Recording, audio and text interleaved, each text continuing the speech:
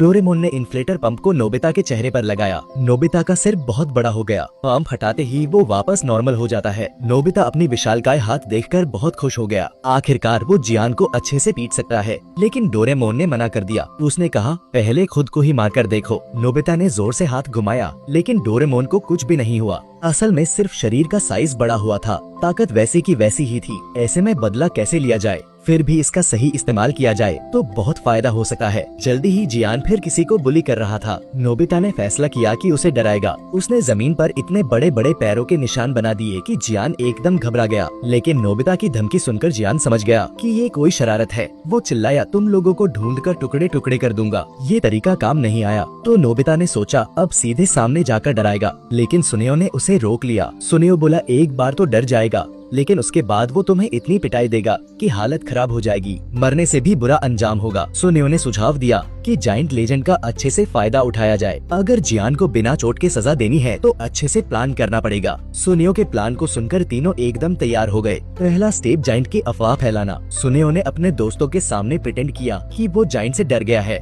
फिर उसने विशाल पैरों के निशान दिखाए। सब डरकर भाग गए। अगला जियान के जानने वालों को भी यकीन दिलाना। दुश्मन को ठगना है तो उसके आसपास वालों से शुरुआत करो। दो लोग प्रिटेंड करके डरते हुए ऊपर छत की तरफ देखने लगे। शिजुका ने देखा और वो भी डरकर भाग गई। आखिर में और लोगों को जाइंट दिखाना। सारी प्लानिंग काम कर गई। अब पूरे टाउन में जाइंट की अफवाह फैल गई। जल्दी ही ये बात जियान तक पहुंच गई। शुरू में जियान ने सोचा ये पहाड़ वाली घटना की तरह डराने का तरीका है, लेकिन दोस्त और शिजुका बोले नहीं, हमने खुद अपनी आँखों से देखा है। जियान अब आधा यकीन आधा शक में पड़ गया। खाली सड़क देखकर वो डरने लगा। दूसरा स्टेप, नोबिता आधा मरा मरा हालत में जियान के सामने आया। उसने कहा, मुझे जाइंट ने ऐसा किया है। फिर उसने जाइंट की तरफ से चैलेंज लेटर दिया। मरने से पहले बोला, जाइंट तुम्हें टुकड़े टुकड़े कर देगा। तभी एक विशाल सिर जियान के सामने आ गया। सारी तैयारी के बाद जियान डर के मारे भाग खड़ा हुआ। प्लान फिर कामयाब। भागते भागते वो जियान की माँ से टकराया। माँ ने सांत्वना दी तो जियान ने सोचा शायद भ्रम था, लेकिन घर जाते वक्त फिर एक बड़ा पैर सामने आ गया। अब जियान को मानना ही पड़ा कि जाइंट असली है।